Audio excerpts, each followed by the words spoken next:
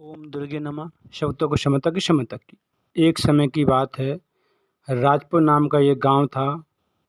उस गांव में राम मोहन नाम का एक गरीब लकड़हारा रहता था। वो प्रतिदिन जंगल से लकड़ियां काट कर लाता था और उसे बाजार में बेचता था। राम मोहन का एक बेटा था जिसका नाम था सूरज। एक दिन राम मोहन की तबीयत खराब हो गई। बहुत ज़्यादा तबीयत खराब होने के कारण काफ़ी दिन तक वो ठीक नहीं हो पाया। इसलिए उसने अपने बेटे को बुलाया, पुत्र सूरज इधर आओ। सूरज आया, बोला, पिताश्री क्या बात है? तब राम मोहन कहता है, बेटा घर में खाने के लिए दाना तक नहीं है।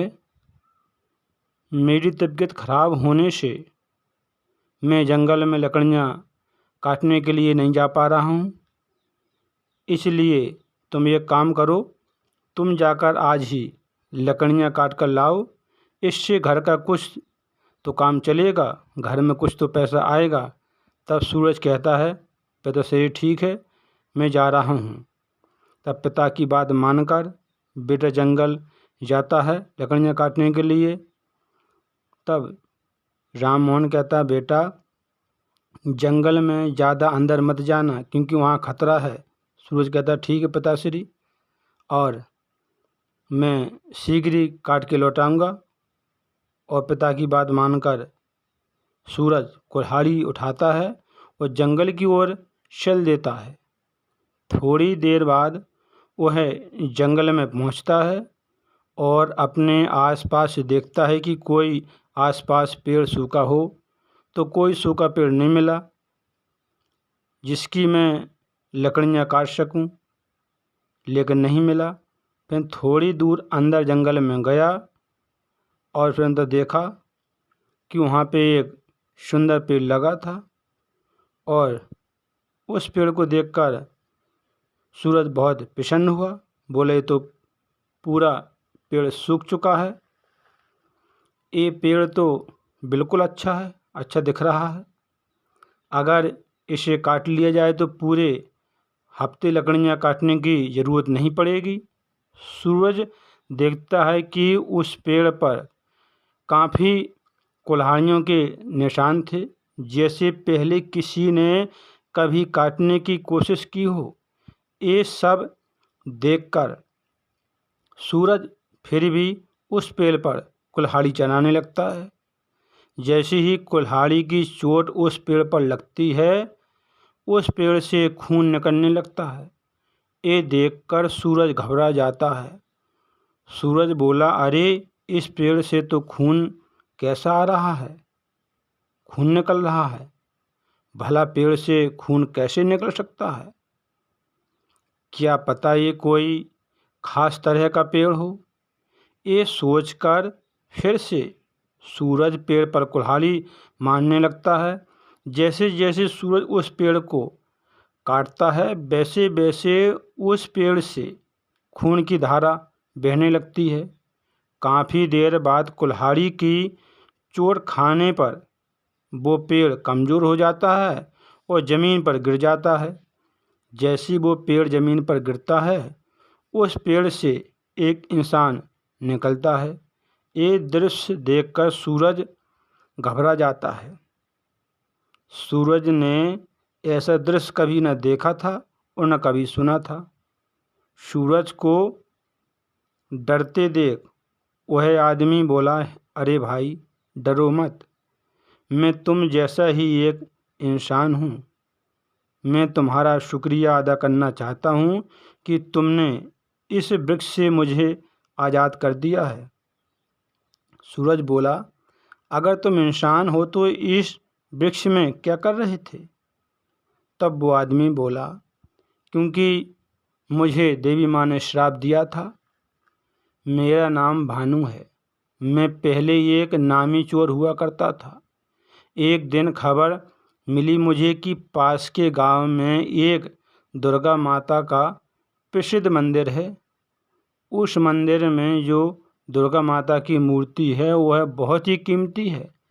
ये सुनकर मेरे मन में लालच आ गया।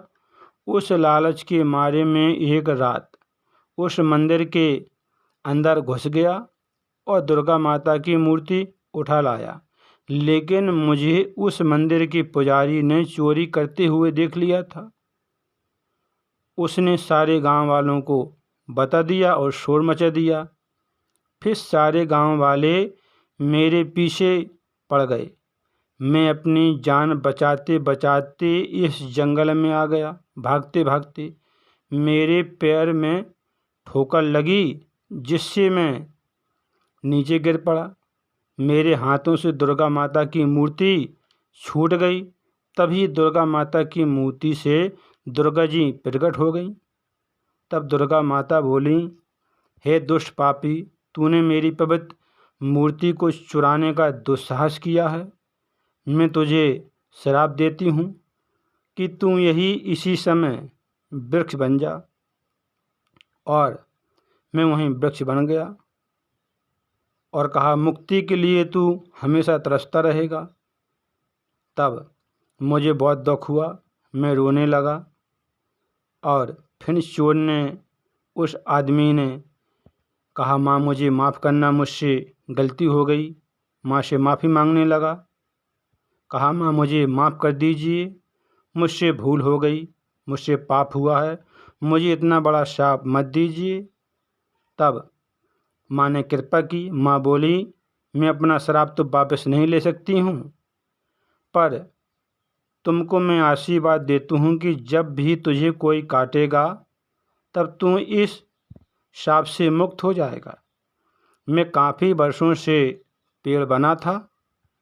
मैं यहाँ से आने जाने वालों से आवाज़ लगाता था, जो लोग निकलते थे, लेकिन मेरी आवाज़ सुनकर हर लोग डर जाते थे।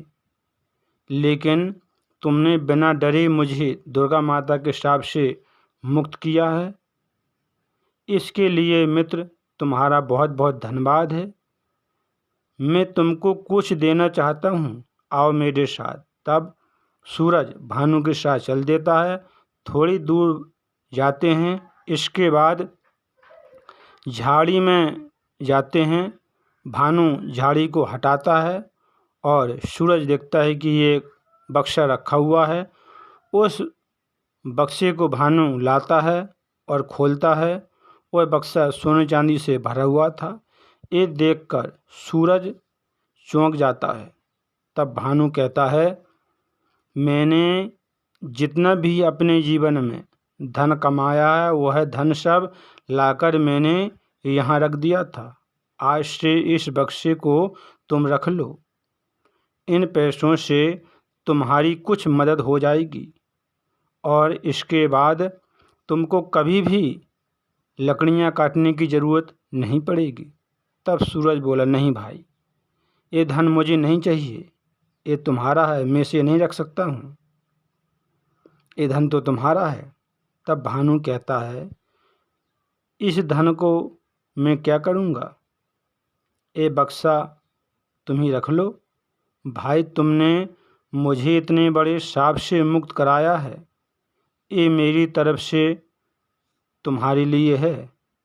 तब भानु की बात मानकर सोने का बक्सा सूरज खुशी खुशी रख लेता है और अपने घर लौट जाता है। सूरज उस धन से गांव में एक बहुत बड़ी दुकान खोल लेता है। इस धन की मदद से अब सूरज खुशी खुशी रहने लगता है। अब उन्हें कोई भी चीज़ की ज़रूरत नहीं पड़ती है और उनके दिन अब अच्छे से बीतने लगते हैं। सुंदर, बहुत ही सुंदर अद्भुत प्रसंग था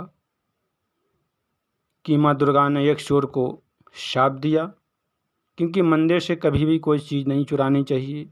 पता नहीं माँ कब रुष्ट हो जाएं, भगवान के मंदिर से हो या हनुमान जी के मंदिर से हो, कब वो रुष्ट हो जाएं। इसलिए मंदिरों से कभी भी चोरी नहीं करनी चाहिए। इसलिए बहुत ही सुंदर अद्भुत प्रसंग था। इससे ज्ञान मिलता है कि हमको मंदिर से कभी भी चोरी नहीं करनी चाहिए, कितना भी धन हो, कुछ भी हो। बहुत ही सुंदर अद्भुत प्रसंग था। कथा को सुनते रहें, काम करते रहें, मैया का नाम जपते रहें। फिर मिलेंगे अगली बार एक खास वीडियो के साथ। तब तक आप सब देखते रहिए चैनल को, कथा को सुनते रहें, काम करते रहें, मैया का नाम जपते रहें, शब्दों को क्षमा तक की क्षमा तक की।